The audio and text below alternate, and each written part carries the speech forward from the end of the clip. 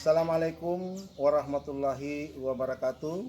Perkenalkan, nama saya Ibrahim Ishak SPDI, calon guru penggerak Angkatan 11 Kota Gorontalo, unit kerja SDN nomor 66 Kota Timur. Bapak dan Ibu, warga satuan pendidikan di mana saja berada, pada kesempatan ini izinkan saya berbagi praktik aksi nyata yang dikemas dalam bentuk diseminasi penerapan budaya positif. Selamat menyaksikan. Salam guru penggerak.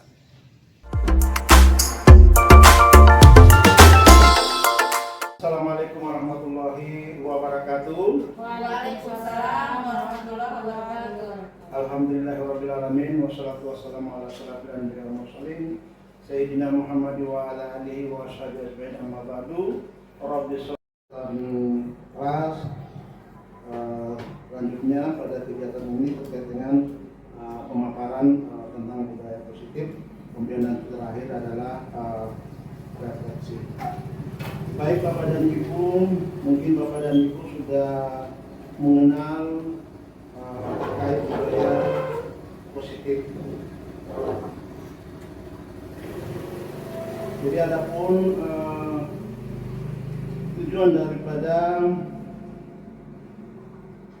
kegiatan ini, di mana Bapak dan Ibu bisa memahami tentang bagaimana perubahan paradigma belajar, kemudian yang kedua disiplin positif, yang ketiga yaitu kebutuhan dasar manusia, selanjutnya perilaku, motivasi perilaku manusia,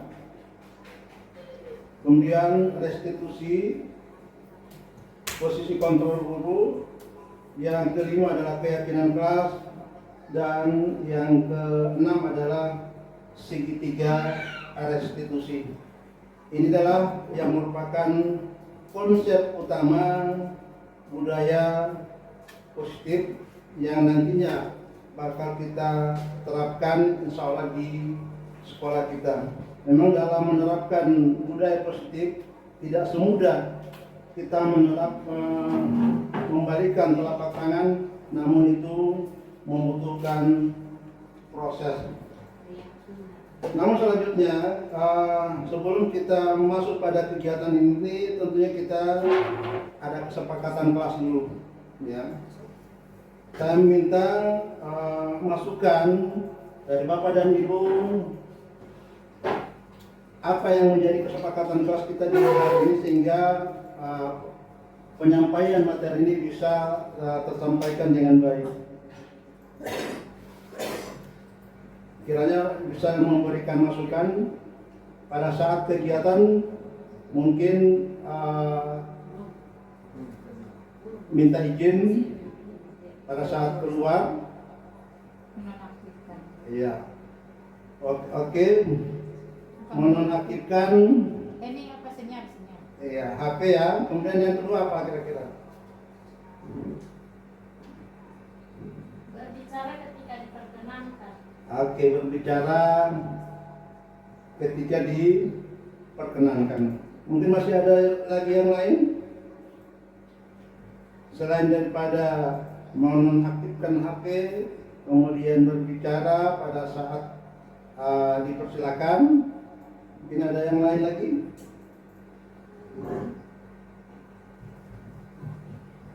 Meminta izin ya pada saat keluar, apabila ada keinginan untuk membuang hajat atau air kecil. Apalagi mungkin ada yang lain? Cukup ya? Ya, baik. Jadi insya Allah ini kegiatan ini bisa berjalan lancar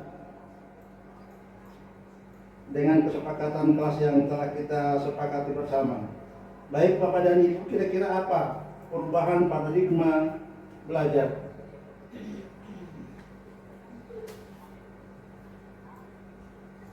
Ya, perubahan paradigma belajar dalam membangun budaya positif. Sekolah dapat menyiapkan lingkungan positif, aman dan nyaman agar siswa mampu berpikir, bertindak, dan mencipta dengan merdeka, mandiri, dan bertanggung jawab, yakni pembelajaran yang berdiferensiasi untuk mewujudkan profil pelajar Pancasila. Nah, di sini pembelajaran yang berdiferensiasi ini yang dapat mewujudkan profil pelajar Pancasila, ya, Bapak dan Ibu. Dan pembelajaran berdiferensiasi ini akan lebih mengarah pada peserta didik, di mana kita sebagai seorang pendidik tentunya lebih berfokus pada kebutuhan peserta didik. Jadi kita bisa memetakan antara mana yang sifatnya peserta didik itu yang lebih fokus pada visual, kemudian ada juga yang sifatnya audio maupun kinestetik. Ya. Jadi kita selalu menciptakan suatu perubahan, itu namanya paradigma belajar, atau biasa dikatakan paradigma itu adalah perubahan paradigma itu perubahan besar dalam pandangan dunia atau konsep dan praktik tentang cara kerja dalam pencapaian sesuatu. Ini tentang perubahan paradigma belajar Bapak dan Ibu. Nah, kita ketahui bersama ada 6 elemen profil pelajar Pancasila.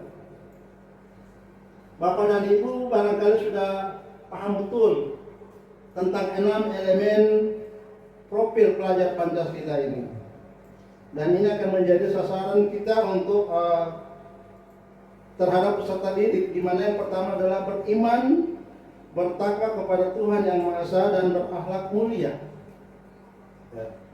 Jadi ini bisa kita harapkan dari peserta didik bisa menjadi anak yang beriman, bertakwa kepada Tuhan Yang Maha Esa, dan berakhlak mulia. Nah, ketercapaian dari beriman dan berakhlak mulia ini tentunya dengan berusaha kita bagaimana membiasakan diri terhadap peserta didik itu sendiri, sehingga mereka menjadi orang yang beriman dan bertakwa kepada Tuhan Yang Maha Esa, dan dapat juga melahirkan dapat berakhlak mulia. Kemudian yang kedua, mandiri. Nah, sikap kemandirian ini pula juga dapat kita harapkan dari peserta didik itu sendiri. Bagaimana kita peserta didik itu bisa mandiri dalam melakukan sesuatu. Berikut bernalar kritis. Nah, kalau bernalar kritis tentunya siswa lebih bisa berpikir. Tentunya kita bagaimana bisa peserta didik itu bisa berpikir kritis. Tentunya kita dengan dapat menyusun soal, barangkali ini adalah merupakan satu cara ini yang bisa membuat siswa itu berpikir. Kemudian berkebinekaan global, ini bisa siswa peserta didik itu bisa memahami tentang perbedaan. Kemudian bergotong royong, dan yang keenam adalah kreatif. Ini adalah 6 elemen profil pelajar Pancasila. Nah, yang kedua ini adalah disiplin positif. Apa? Barangkali apa yang dimaksudkan dengan disiplin positif, Bapak dan Ibu? Ada yang tahu, Bapak dan Ibu, tentang disiplin positif? Ada Pak. Iya. Disiplin positif itu adalah perilaku baik yang terus dan digiatkan. Itu menurut saya, Pak. Ya, jadi disiplin itu adalah sesuatu yang perlu diterapkan ya. Iya. Ya. Kira-kira ada yang lain tentang disiplin positif? Ada. Iya, silakan. Disiplin positif itu adalah cara kita menumbuhkan disiplin yang didorong dari dalam diri anak atau siswa dengan tanpa hukuman dan hadiah. Iya. Baik Bapak dan Ibu, apa yang sudah dikatakan tadi sudah benar. Namun kita lihat Nah, dalam budaya kita disiplin itu biasanya adalah merupakan sesuatu yang dilakukan untuk mendapatkan kepatuhan. Ya. Jadi disiplin itu adalah sesuatu yang dilakukan untuk mendapatkan kepatuhan. Terkadang kita mendisiplinkan anak-anak dengan cara agak bersifat yang keras, ini yang tidak dibenarkan. Sebagai pendidik, tujuan kita adalah menciptakan anak-anak yang mempunyai disiplin diri sehingga mereka bisa berperilaku dengan mengacu pada nilai-nilai kebajikan universal dan memiliki motivasi intrinsik, bukan ekstrinsik. Disiplin positif yaitu salah satu cara penerapan disiplin yang bertujuan untuk menumbuhkan kesadaran serta memberdayakan anak untuk melakukan sesuatu tanpa ada paksaan, ancaman maupun hukuman. Jadi inilah yang dinamakan dengan budaya positif atau mendisiplinkan anak. Jadi kita harapkan adalah motivasi intrinsik, di mana peserta didik akan sadar sendiri terkait dengan mereka punya kebiasaan. Nah, ini satu contoh sudah terlihat pada gambar. Mungkin ini anak-anak yang sadar akan pentingnya tentang kebersihan, ya, sehingga mereka lahir dari diri mereka sendiri, dari hati mereka sendiri untuk bisa membersihkan atau membuang sampah di tempatnya. Kemudian juga kita lihat ini ada gambar terkait anak yang akan pamit sama orang tua. Sebelumnya dia pamit dan cium tangan, ya, Bapak dan Ibu. Jadi inilah motivasi intrinsik yang muncul dari diri anak itu sendiri, dan ini yang menjadi harapan kita bersama. Nah, ada satu ilustrasi cerita. Anda dan teman Anda akan melakukan kegiatan. Cobalah buka. Anda adalah A. Tugas Anda adalah mengepalkan salah satu tangan Anda. Coba Anda bayangkan, Anda menyimpan sesuatu yang sangat berharga di dalam kepalan tangan Anda.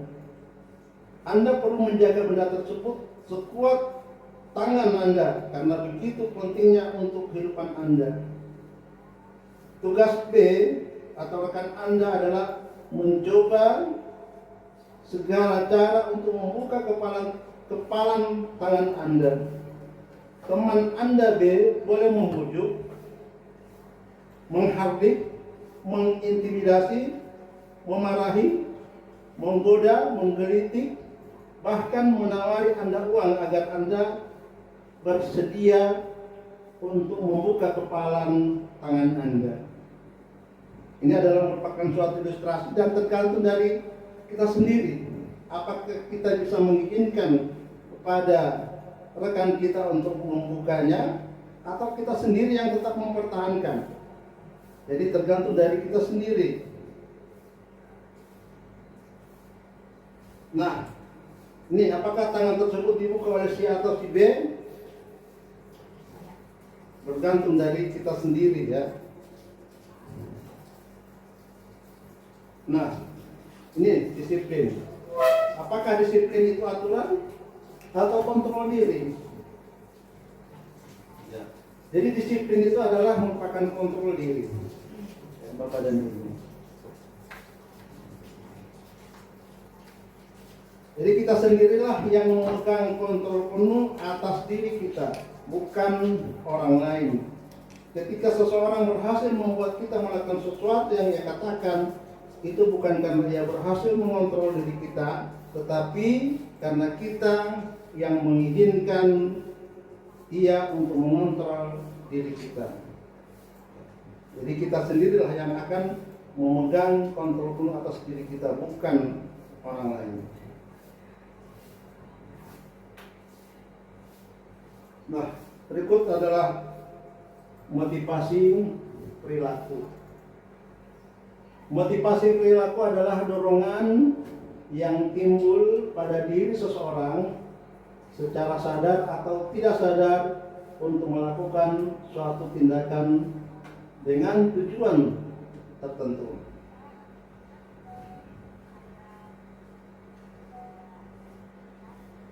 Ada beberapa motivasi perilaku manusia. Yang pertama adalah untuk menghindari ketidaknyamanan atau hukuman. Kemudian yang kedua, untuk mendapatkan imbalan atau penghargaan dari orang lain. Ketiga, untuk menjadi orang yang mereka inginkan dan menghargai diri sendiri sesuai dengan nilai-nilai yang mereka yakini.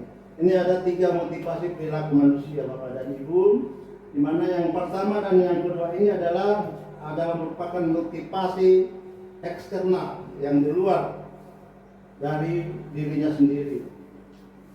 Kemudian yang ketiga ini adalah merupakan motivasi internal, di mana untuk menjadi orang yang mereka inginkan dan menghargai diri sendiri sesuai dengan nilai-nilai yang mereka inginkan.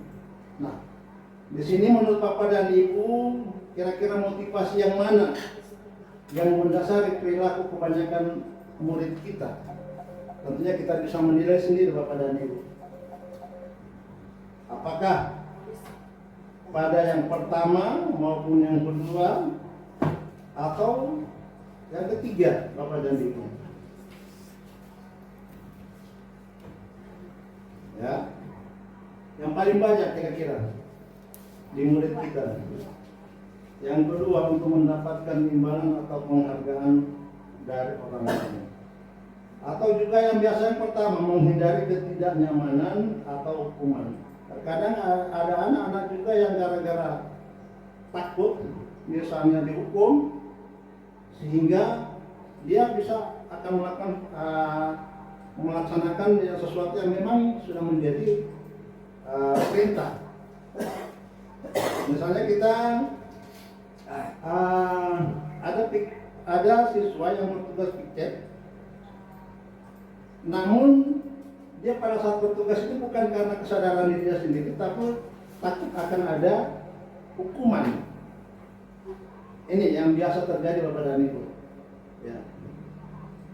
Nah, yang nantinya kita akan harapkan di sini adalah bagaimana mereka bisa menyadari akan tanggung jawabnya pada saat dia bertugas sebagai petugas pikir pada saat. Ya. Ini yang menjadi tugas kita bersama barangkali Bapak dan Ibu, dan ini untuk melahirkan untuk menjadi orang yang mereka inginkan dan menghargai diri sendiri memang jarang kita temukan. Namun kita tetap berusaha bagaimana kita bisa mereka bisa menyadari dari diri sendiri, dari di mana motivasi internal itu akan muncul dari diri mereka sendiri.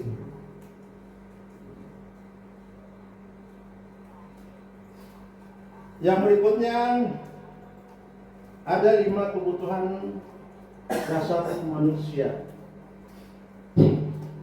Yang pertama adalah bertahan hidup. Jadi setiap manusia sudah pasti membutuhkan makan dan minum. Ya.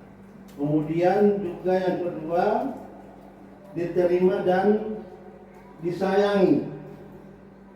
Kemudian kebutuhan yang ketiga adalah penguasaan. Yang keempat, kebebasan. Dan yang kelima adalah kesenangan. Ini memang sudah menjadi kebutuhan dasar manusia yang perlu kita ketahui.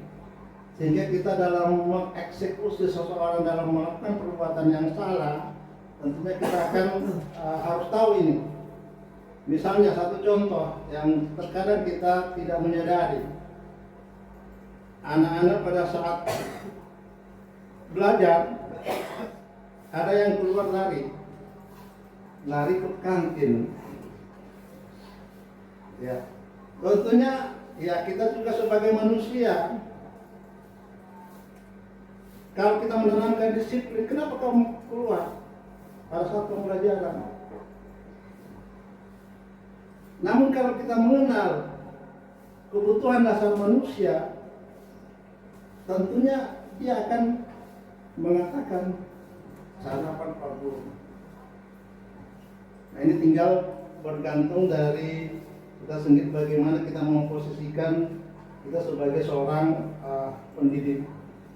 Nah, ini satu contoh satu contoh di bawah ini, jika ada siswa yang sering iseng di kelas, berarti ia sedang memenuhi kebutuhan dasarnya akan kesenangan. Dan ini pasti kita alami sebagai seorang tenaga pendidik.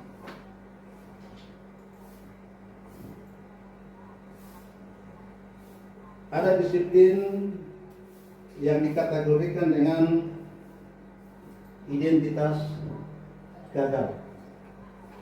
Yang pertama, terkadang kita melakukan penerapan hukuman, yaitu menyakitkan, tidak nyaman, murid pasti akan takut, murid menyembunyikan kesalahan, dan murid menjadi rendah diri. Ini kalau kita melakukan penerapan hukuman. Kemudian juga ada penerapan yang dengan sistem penghargaan. Ini juga tidak efektif, bisa merusak hubungan, mematikan kreativitas, dan merampas hak menghargai dirinya. Ini memang setelah saya masuk di guru penggerak, terkadang saya selalu juga memberikan penghargaan karena atas keberhasilannya. Nah, ini memang tidak efektif, di mana itu bisa membuat orang lain ada kecemburuan seperti itu. Jadi insya Allah setelah menerima materi, mari kita sama-sama bisa mempraktekkan ini. Dan memang mempraktekkan ini tidak semudah apa yang kita harapkan, tetapi dia membutuhkan proses. Kemudian ada disiplin dengan identitas sukses. Ini tentunya ada konsekuensi, penguatan jangka pendek, kemudian murid menghormati peraturan, kemudian ada yang namanya stimulus respon.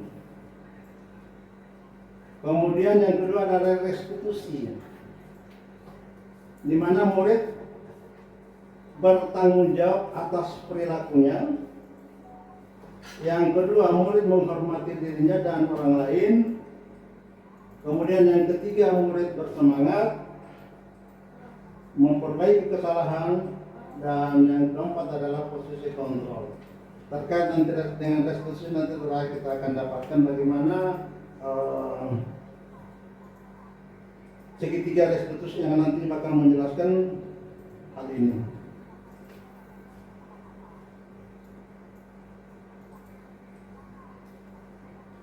Ada 5 posisi kontrol guru yang perlu kita ketahui.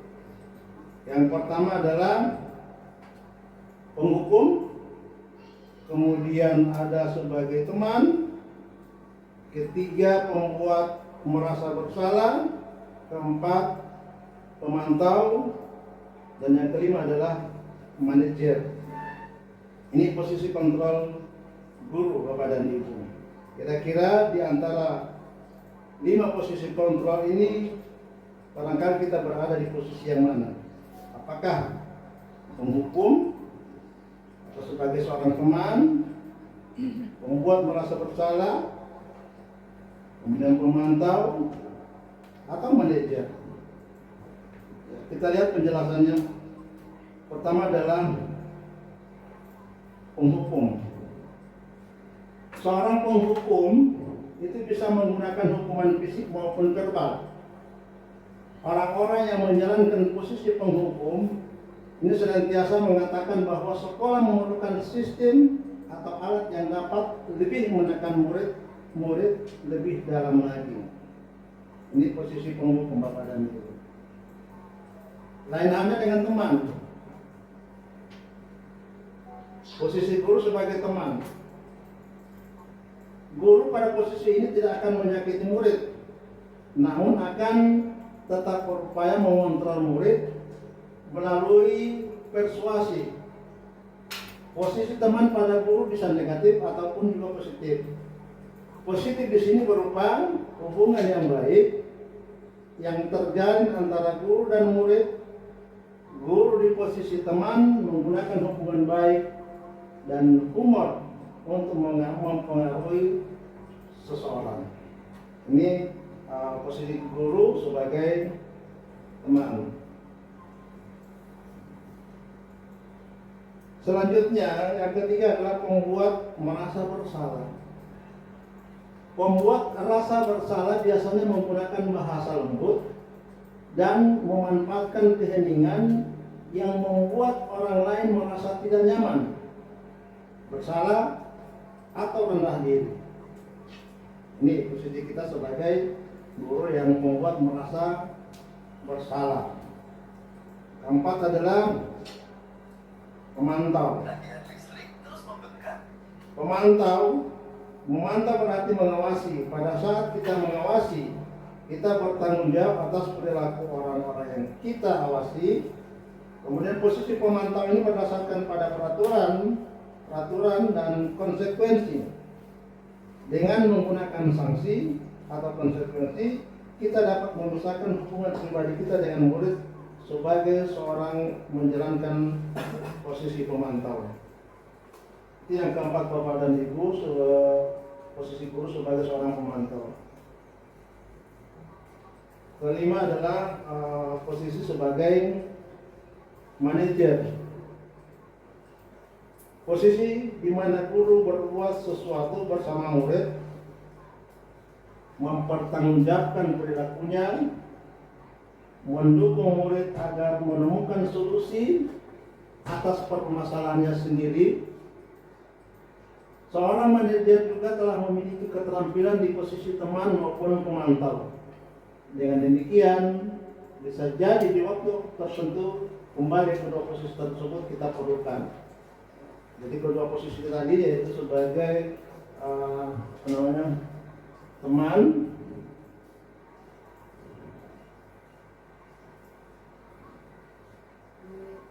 dan pemantau.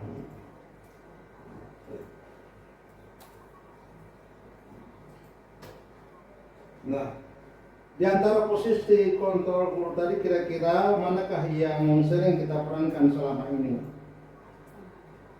Apakah sebagai teman, sebagai pemantau, sebagai penghukum, membuat merasa bersalah, atau manajer? Posisi kontrol manakah yang paling cocok kita terapkan dalam menciptakan budaya positif di sekolah? Ya, sikap apa, Bapak dan Ibu? Ya, sikap manajer.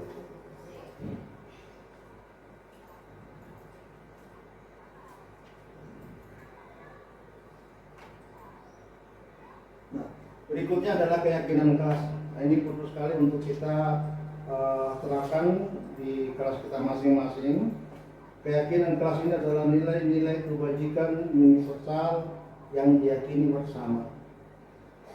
Karena dengan keyakinan kelas ini akan membuat mereka sadar akan apa yang mereka perbuat, Bapak dan Ibu. Nah, bagaimana langkah-langkah untuk membuat suatu keyakinan kelas? Yang pertama adalah mempersilahkan warga kelas untuk curhat pendapat tentang aturan yang disepakati bersama. Seperti yang telah kita lakukan tadi di awal, sengaja itu saya buat supaya ada di dalam satu kelas itu bisa kita saling menghargai Bapak dan Ibu. Kemudian yang kedua, mencatat semua pendapat yang muncul.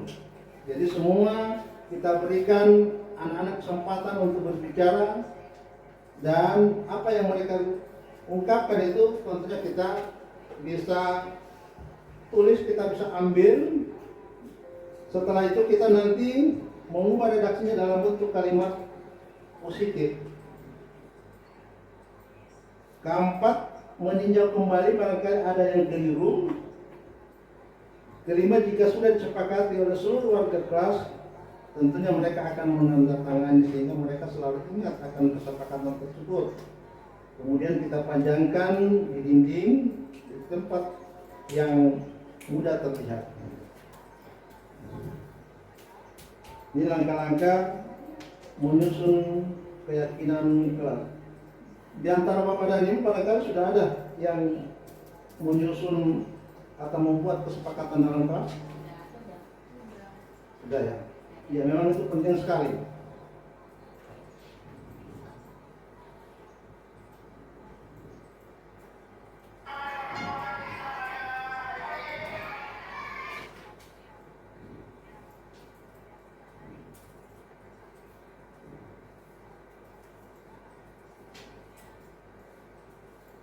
Terakhir adalah segitiga restitusi.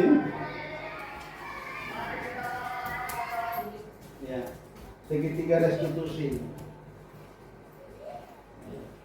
Bisa terlihat Bapak dan Ibu, ini namanya segitiga restitusi, di mana segitiga restitusi ini adalah suatu cara untuk menyelesaikan satu permasalahan yang terjadi pada diri anak, di mana kita bisa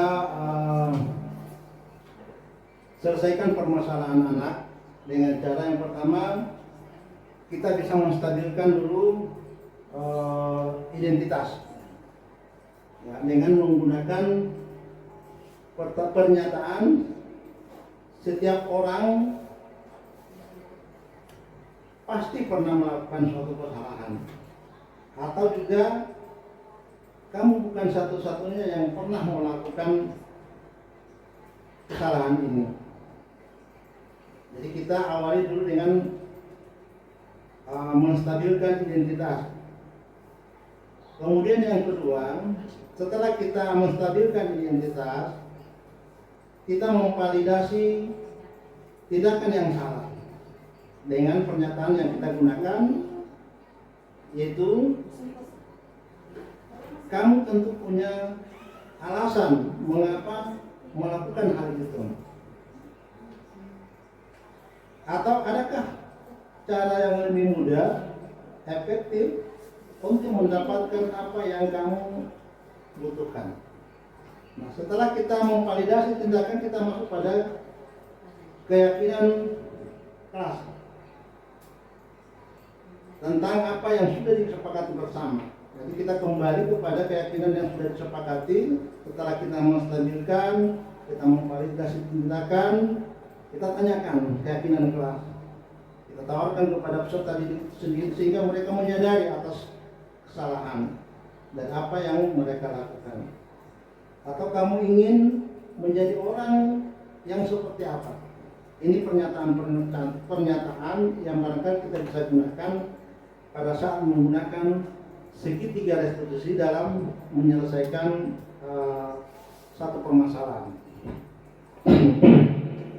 Bapak dan Ibu, ini satu contoh yang saya terapkan dalam kelas mengatasi seseorang yang terlambat.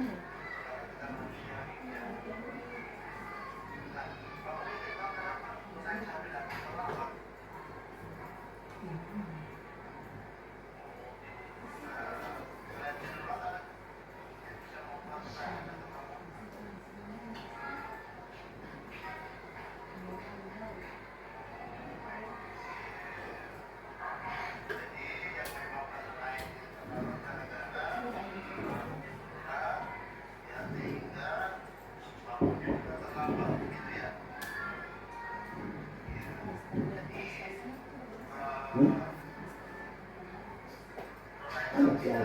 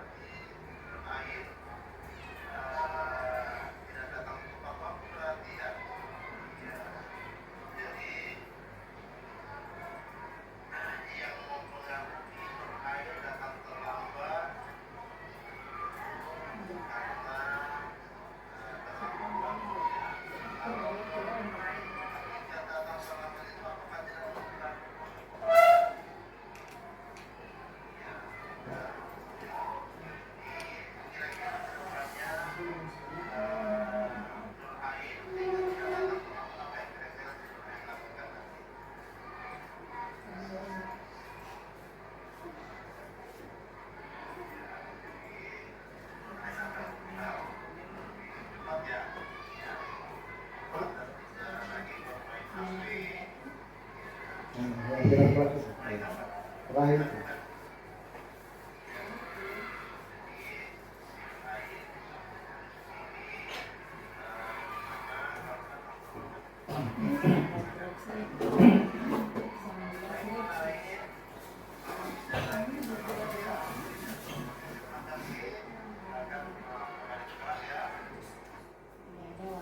Ya, Bapak dan Ibu, itu adalah merupakan satu contoh ilustrasi penerapan daripada segitiga restitusi.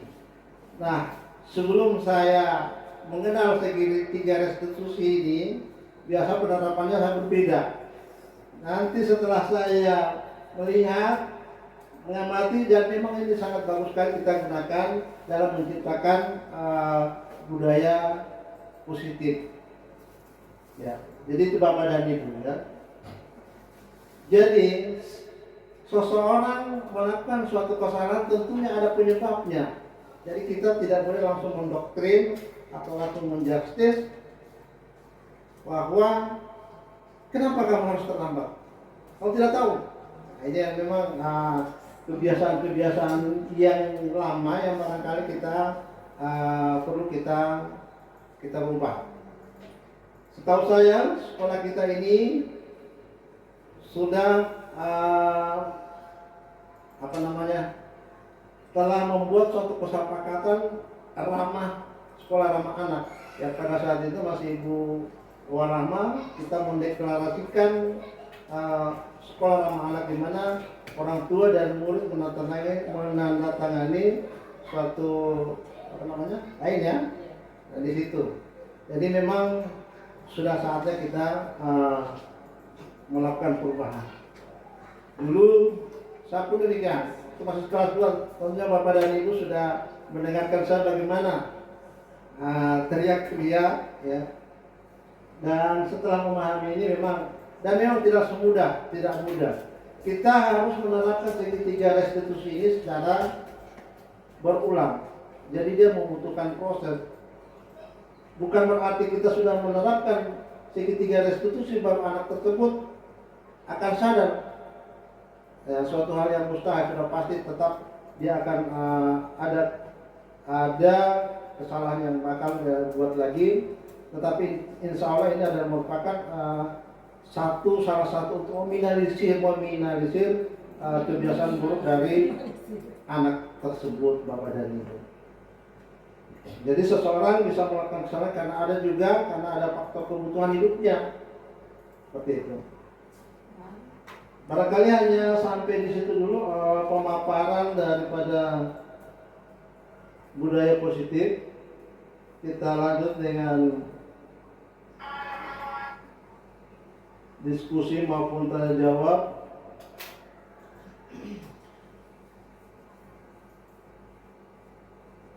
Ada lagi satu yang perlu kami sampaikan kepada Bapak dan Ibu dalam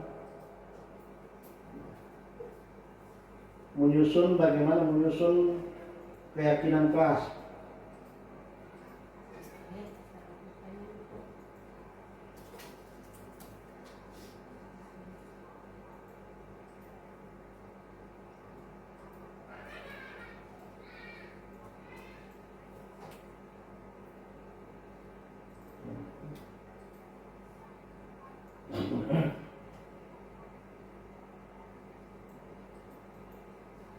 Karena dengan adanya keyakinan kelas ini mereka akan menyadari akan sikap dan perilaku mereka lakukan. Jadi kita membuat dulu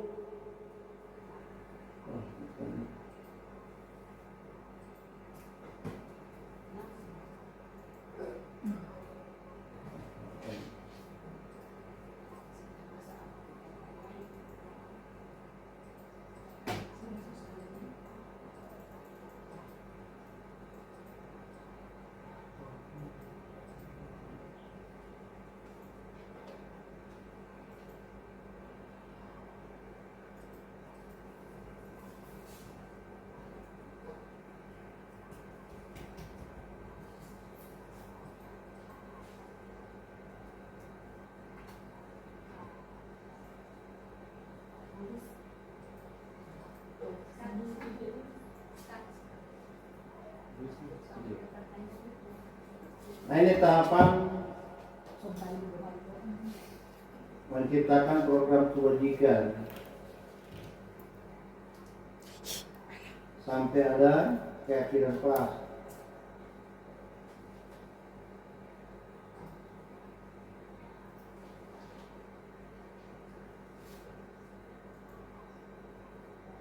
Ini daftar kebajikan yang barangkali kita bisa terapkan di dalam kelas. Berdoa sebelum dan sesudah belajar, berbicara sopan, saling bekerja sama, menjaga kebersihan kelas, tidak mengganggu teman, bertengkar, melaksanakan pikir kelas, menyelesaikan tugas, tidak merebut barang milik teman, meminta izin apabila hendak keluar.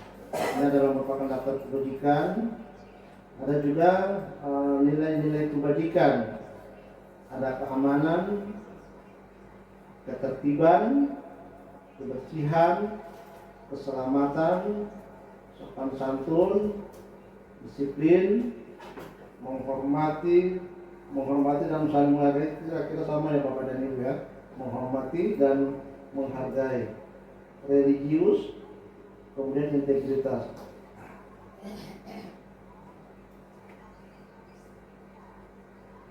Sama dengan nilai kebajikan utama.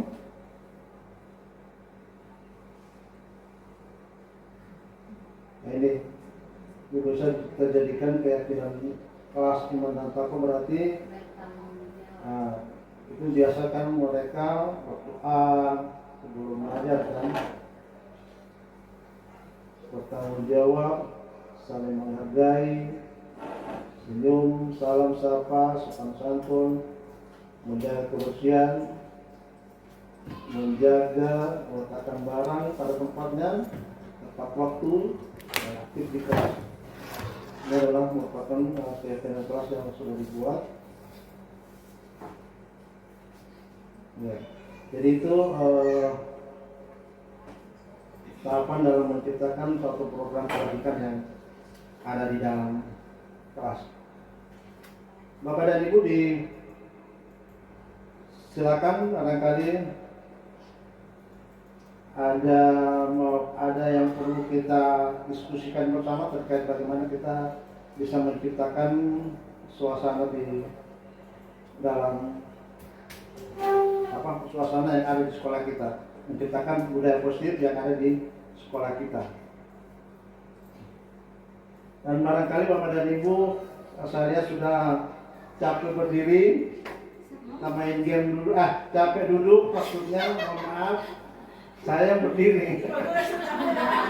Sudah berpekan. Ya.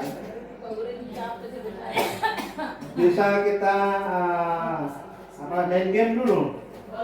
Boleh ya? Ada yang bisa memimpin? Ibu Inang boleh? Terserah. Atau saya sendiri? Tepung semangat. Ya? Oke, tepuk semangat. Dan ding ding ding, dung dung dung, dan ding ding ding ding, dung dung dung dung.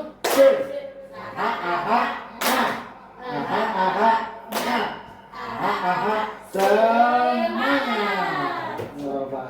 masih tetap semangat Bapak dan Ibu ya. Walaupun kita sudah seharian.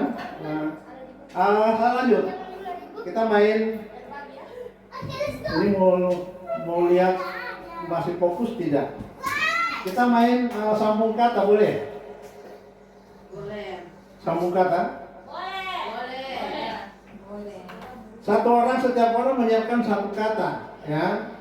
Satu kata, kemudian nanti misalnya Ibu Roslina menyampaikan satu kata, misalnya saya. Ibu Repsi menyambungnya mulai dari kata saya dengan kata Ibu Repsi. Bagaimana tidak? Nanti Ibu Laila akan menyambung ada kata Ibu Laila sendiri dengan kata disambungkan antara kata si sampai satu kalimat yang utuh. Boleh? Atau mulai dari saya? Supaya lebih banyak kata. Jadi oke. Saya mulai dari Saya tidur makan. satu kata saja, tidak usah banyak-banyak. Saya tidur. Saya tidur. Bangun. Saya tidur bangun. Saya tidur. Bangun. Kamar. Tiga kali. Pokoknya. Orang tidur kamunya di mana? Di kamar atau di mana? Oke. Harus ada toleransi ya. Aturanku saya tidur. Kalau tidur ya. Silakan Ibu. Dan kata. Satu kata, dua kata, Putar kalau begitu putar. Ibu silakan saja mengawali satu kata saja. Masuk kamar itu. Hah? Ketiga itu kata kerja berarti. Tiga Kata di situ saya makan tidur. Jadi tiga toh. Tidur kalian kamar. Saya makan tidur. Oke? Ini kalau ada yang terakhir yang tidak dapat nanti dia sepeda penurunan dari ingat. Oke, silakan Ibu. Guru. Ingin. Sudah ingin. Guru, makanya pukul. Guru ingin kau bangun. Udah. Iya, cuma dulu iya. Ulang. Kan Ibu ya. Itu dia pernah masuk biar fokus itu. Ulangi lagi. Kepala sekolah membuat. Oke. Kepala sekolah membuat aturan. Kepala sekolah membuat satu. aturan di Di sekolah. sekolah. Membuat aturan di sekolah untuk budaya positif. Tuh, untuk. budaya. Hah? Untuk budaya. Yang satu, pokoknya satu. Untuk, oke. Kepala sekolah membuat aturan sekolah untuk semua Tadi ibu Tulis udah aja. Tulis Pak. Kepala sekolah membuat aturan untuk di sekolah tadi di sekolah untuk semua guru. Oke, tepuk tangan semua. Baik, terima kasih Bapak Sandir.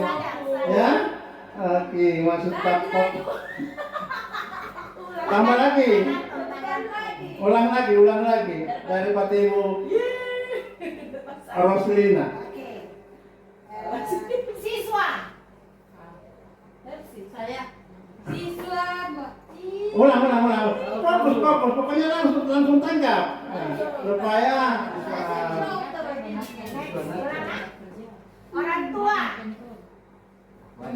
Orang tua memberi kepercayaan. Orang tua memberi kepercayaan kepada guru. jangan tampaknya mau satu kata saja. Kepada orang tua memberi kepercayaan kepada semua. Orang tua memberi kepercayaan kepada semua siswa. Orang tua memberi semua orang tua siswa kelas 3.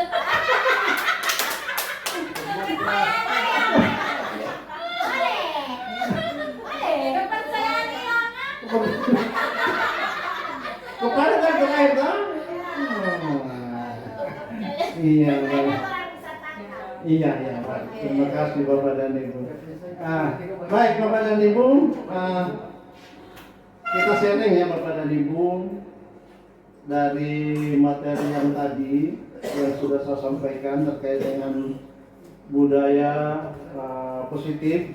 Kira-kira apa yang perlu kita benahi ya? Silakan kita sharing di sini ya. Baik pertanyaan maupun sanggahan ya, sanggahan terhadap materi yang saya sudah berikan tadi. Pertanyaan ini boleh maju di depan yang bertanya. Kalau semua Maju di mana Bapak? Langsung saja. langsung saja Bapak tanya hitam. Oke. Sampai.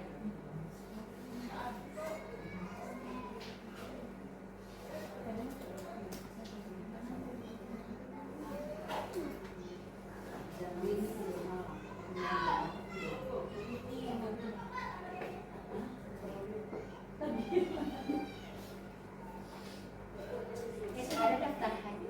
Belum ada.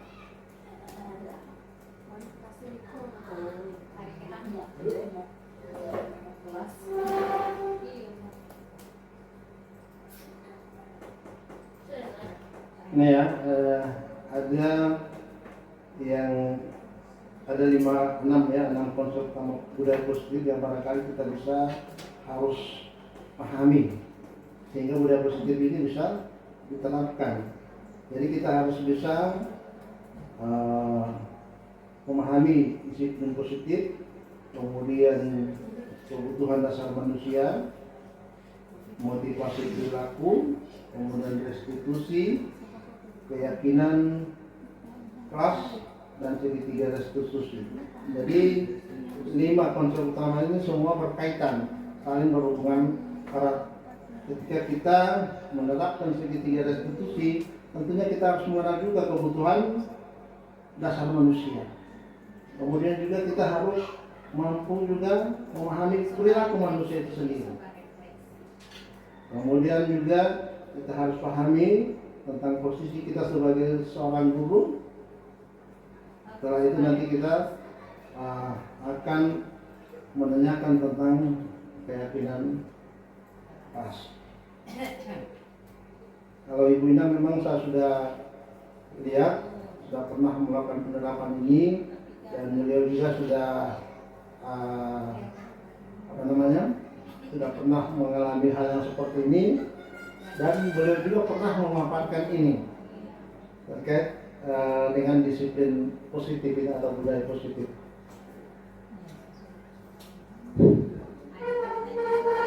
Ya silakan kita sharing ya. Kalau saya tidak bisa menjawab, mungkin saya melempar sama orang lain. Iya. Di sini kita sama-sama belajar. Saya berdiri di sini bukan saya berarti orang yang pintar, tidak seperti itu. Saya juga masih banyak belajar, baik belajar dari ibu kepala sekolah, ya. Walaupun ibu kepala sekolah itu lebih muda dari saya, tapi saya perlu belajar lagi. Karena saya menjadi seorang guru ini nanti sejak tahun 2008. Dari 2008 saya nanti sarjana nanti 2013. Ya, dari 2013 baru saya jadi sarjana. Bapak dan Ibu mungkin dari sejak lulus SMA langsung masuk kuliah. Saya tidak. Kuliahnya saya nanti 2008 bersamaan dengan saya mengajar. Waktu itu saya mengajar hanya lulusan SMA. Hanya lulusan SMA Bapak dan Ibu. Ya. Tapi entah kenapa saya sudah jadi seorang guru. Padahal saya tidak pernah ada pemikiran menjadi seorang guru. Dan waktu itu ya saya ini memang tidak tahu apa-apa Bapak dan Ibu. Mau operasikan laptop saya tidak tahu. Mau bikin Word tidak tahu. Mau bikin Excel tidak tahu. Akhirnya ketika saya menerima tunjangan terpencil Bapak dan Ibu, saya langsung beli laptop. Sehingga saya mau minta aktif bagaimana, saya jadi bisa. Kenapa? Tidak ada rasa takut, mau rusak, mau apa, kesapi laptop. Ya, Bapak dan Ibu seperti itu. Ya, jadi alhamdulillah kemudian saya terpanggil ya Jadi kita tidak ada yang tidak mungkin kalau kita mau berusaha Bapak dan Ibu. Ya, tidak ada yang tidak mungkin. Jadi kita melakukan perubahan itu tentunya dari diri kita sendiri. Ya, Allah sudah mengatakan Allah sendiri tidak akan merubah nasib sesuatu kaum kecuali dirinya sendiri yang merubahnya. Jadi suatu kebiasaan yang barangkali yang tidak baik tentunya kita hilangkan. Kita harus rubah. Bapak dan Ibu. Jadi alhamdulillah setelah saya lulus di perguruan tinggi, akhirnya saya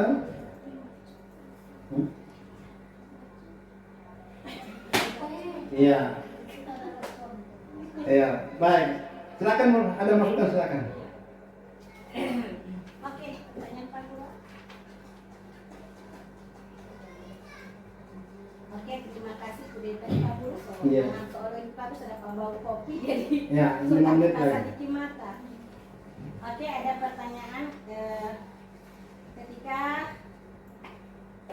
menerima materi tentang budaya positif, mungkin pertanyaan ini yang memang sering terjadi, yang sering dialami juga ketika menggunakan budaya positif baik di kelas maupun di sekolah. Yang pertama tentang pertanyaan pertama, dari menyadari ketidaknyamanan dan hukuman dan mendapatkan imbalan atau penghargaan merupakan motivasi ekstrimik atau dari luar. Ya. Antara dua ini sering kita lakukan, atau ketika kita mendapatkan ini kita belum tahu yang mana sudah membelajarkan anak untuk suatu budaya yang tidak bagus atau bukan juga tidak bagus, yang tidak bisa diterima. Ketika memberikan penghargaan atau imbalan, seperti apakah nilai-nilai kebajikan dari diri sendiri yang terdapat pada intrinsik dari dalam?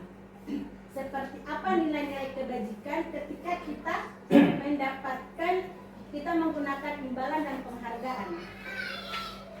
Yang untuk ke dalamnya itu nilai-nilai kebajikan seperti apa? Yang kedua, dari 5 posisi kontrol, dari 5 ini mungkin saya masuk di penghukum ada, pembuat rasa bersalah ada, teman ada, pemantau maupun manajer. Semuanya sudah saya sudah rasakan. Ketika di 5 posisi kontrol ini, ternyata setelah saya refleksi, ini tergantung dari masing-masing karakter anak. Ketika anak kita lakukan sebagai penghukum, dia tidak akan sadar dengan apa yang sudah dilakukan kesalahannya. Kita sebagai guru mungkin di rumah, aduh kasihan sudah penghukum, sudah hukuman sama dia. Besok saya rubah sebagai pembuat rasa bersalah atau sebagai pemantau atau sebagai teman. Tetap tidak ada. Kembalinya lagi ke penghukum. Manajer ini memang sangat bagus, tapi ketika kita menggunakan manajer, anak-anak melunjak. Mereka merasa tidak melakukan kesalahan. Karakter anak mungkin hari ini dia begini, tidak ada refleksi untuk dirinya sendiri. Yang menjadi pertanyaan saya, apakah kita sebagai guru menggunakan posisi kontrol penghukum dalam keadaan anak seperti apa ketika karakternya tidak berubah? Karakternya tetap tidak akan berubah. Yang ketiga, keyakinan kelas. Bagaimana cara membuat keyakinan kelas? Ini saya Pak, dari kelas 1 sampai kelas 6 saya sudah melakukan kesepakatan kelas atau keyakinan kelas pada saat awal-awal pembelajaran. Tetapi di situ guru tidak langsung membuat, tapi dibuat bersama oleh peserta didik. Toh akhirnya keyakinan ini mereka langgar sendiri dengan bukan penghukum, itu konsekuensi. Dihadirkan sebagai konsekuensi yang mendidik, seperti menghafal surat-surat pendek, ayat surat-surat pendek dengan doa-doa yang sering mereka menghafal Pancasila, menghafal undang-undang. Toh tetap saja yang melakukan kesalahan. Terakhir, nomor 4 Pak Guru. Ketika kita menjalankan segitiga restitusi, anak yang tidak mengalami perubahan, misalnya dia terlambat, tidak dikasih tahu begini, tetap terlambat. Atau anak melanggar aturan pakaian, aturan kelas, tetap dia yang melanggar. Seperti apa kita seperti apa restitusi yang berikutnya kita lakukan kepada anak yang sama. Terima kasih. Oke. Baik, terima kasih Bu Roslina. Bu Roslina sudah memberikan pertanyaan terkait dengan ketidaknyamanan ya. Ketidaknyamanan dari seorang peserta didik.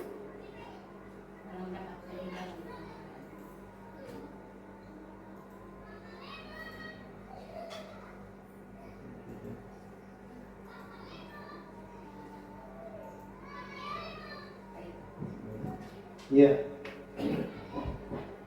Untuk menghindari ketidaknyamanan atau hukuman ya, begitu ya. Kemudian untuk mendapatkan imbalan atau penghargaan dari orang lain. Barangkali dari Bapak dan Ibu mungkin ada yang bisa menanggapi pertanyaan dari Ibu Roslina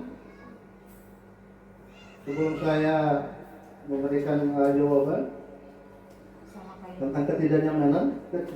Artinya Ibu Ina mungkin pertanyaan Ibu Ina tadi tidak setuju dengan motivasi perilaku yang untuk menghindari ketidaknyamanan gitu. Tidak, ini kan pemberi imbalan itu dia termasuk motivasi eksternik.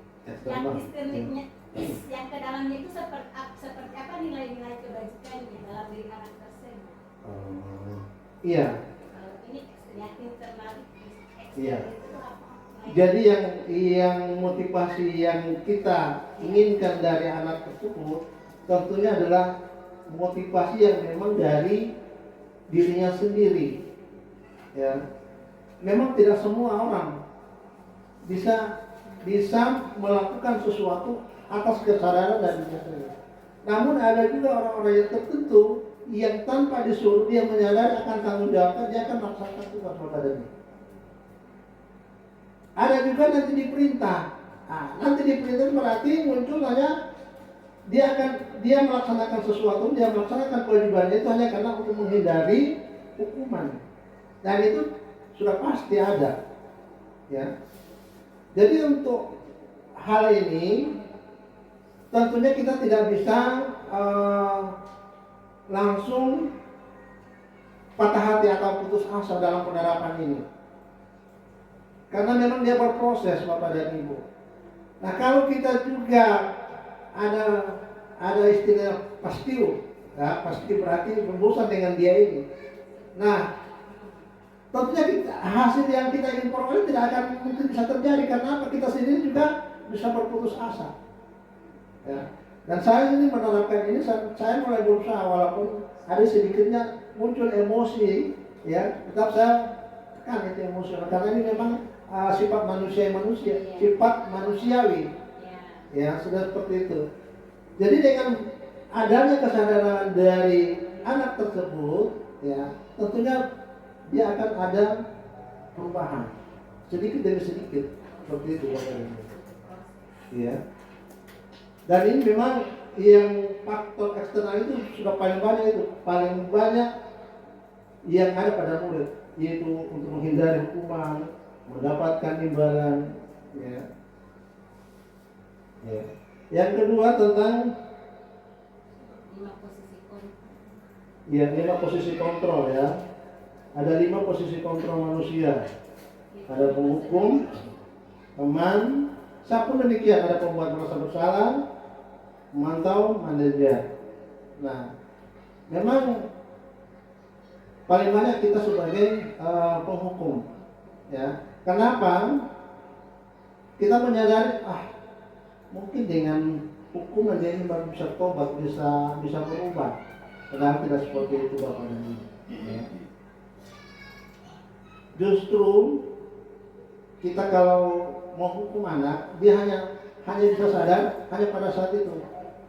Ya, nanti setelah itu pulang lagi. Ya. Ya, dan yang paling bagus itu adalah sebagai posisi sebagai seorang manajer, di mana kita apa namanya? Ya, di mana kita seorang guru berusaha berbuat sesuatu bersama murid.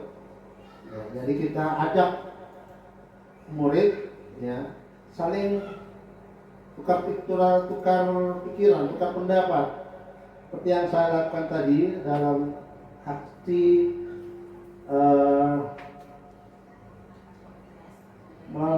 menstabilkan anak, menstabilkan intensitas anak, kemudian kita masuk pada memvalidasi tindakan, kemudian sampai kembali kepada keyakinan kelas, sehingga anak itu sendiri mendapatkan solusi tanpa kita ada pemaksaan.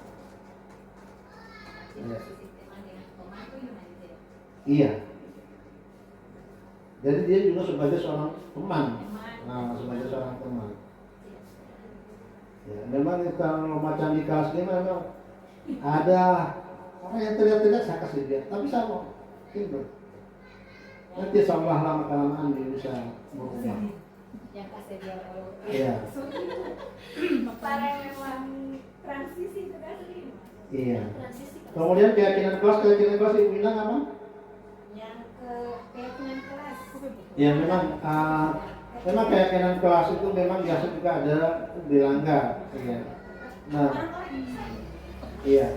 Jadi saya sudah katakan tadi, untuk menciptakan budaya positif itu bukan berarti kita memudahkan memutar balikan telapak tangan. Tidak semudah memutar telapak tangan. Semua butuh proses. Ya. Oke, terakhir adalah segitiga restitusi. Ya, segitiga restitusi itu sudah tadi kita sudah lihat. Ini. Ya. Jadi mulai dari kita mustad, boleh juga memvalidasi tindakan itu bukan nanti secara komputer. Sampai terakhir tetap menanyakan keyakinan. Ya. Ada 2 video yang saya buat ya, dengan menangani siswa yang tidur. Ya. Ketika tugas ini saya kirim sama fasilitator, langsung fasilitator udah mantap. Ya.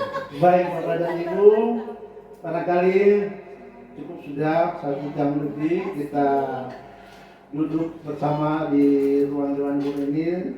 Sekali lagi saya mohon maaf apabila ada salah, keliru dalam menyampaikan pemaparan materi ini. Sekali lagi saya mohon maaf dan saya akhiri. Insyaallah kita bertemu lagi di lain waktu dan kesempatan, dan dengan mengucapkan hamdalah alhamdulillahirabbil diseminasi terkait dengan budaya positif kita akhiri. Demikian, wabillahi taufiq wal hidayah. Assalamualaikum warahmatullahi wabarakatuh.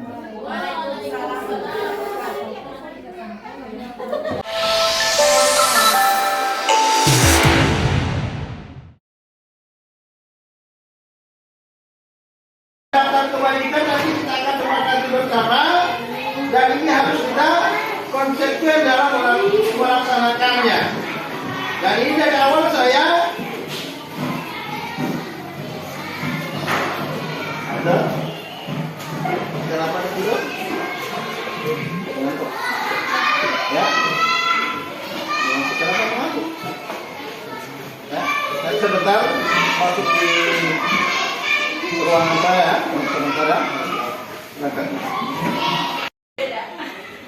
kamar tidur di dalam kelas. Tapi kita guru dengar dari guru mata pelajaran lain, biasanya si Abdal ini sering bermain dan tidur dalam kelas. Betul tidak itu? Kalau menurut saya, biasanya orang yang tidur itu kan pengantuk, ya.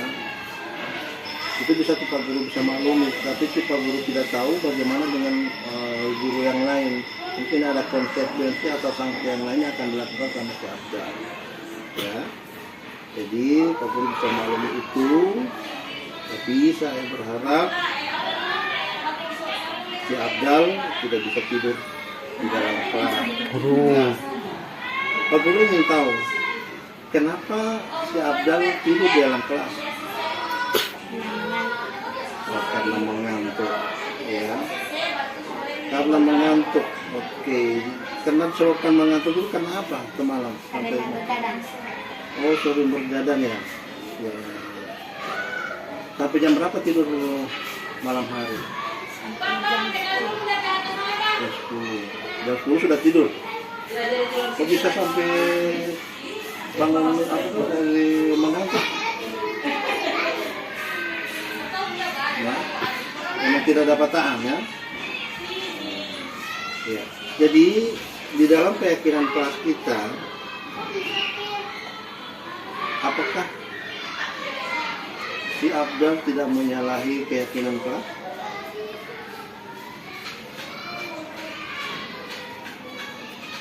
Apa yang menjadi keyakinan kelas kita? Ingat tidak?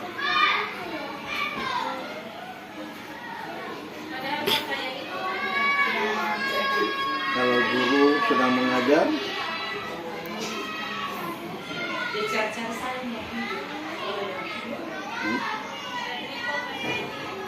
harus diperhatikan tidak? Ya? Harus diperhatikan tidak? Ya, jadi keyakinan kelas kita adalah ketika atau saat guru mengajar harus diperhatikan. Ya. Apakah itu tidak mengganggu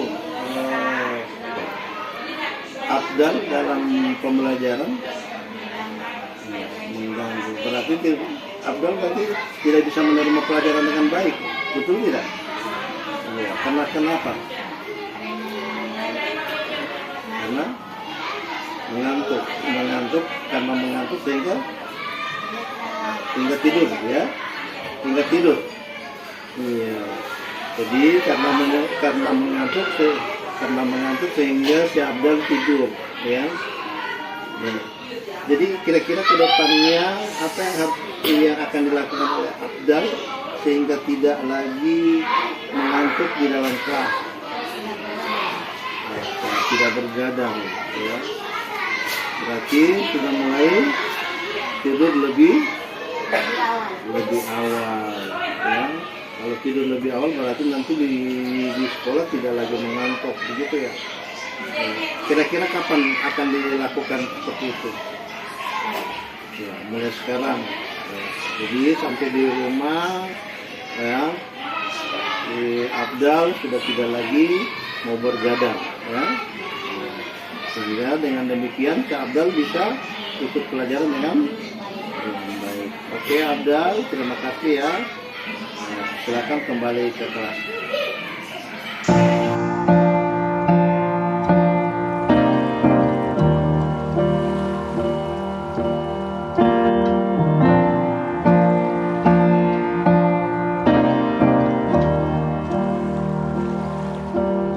Assalamualaikum warahmatullahi wabarakatuh. Perkenalkan, nama saya Nurain Dawud. Saya senang dan bahagia atas penerapan disiplin positif oleh Pak Ibrahim, karena dengan apa yang diterapkan oleh Pak Ibrahim dapat menyadarkan saya untuk menemukan solusi dari permasalahan yang saya lakukan. Terima kasih Pak Ibrahim.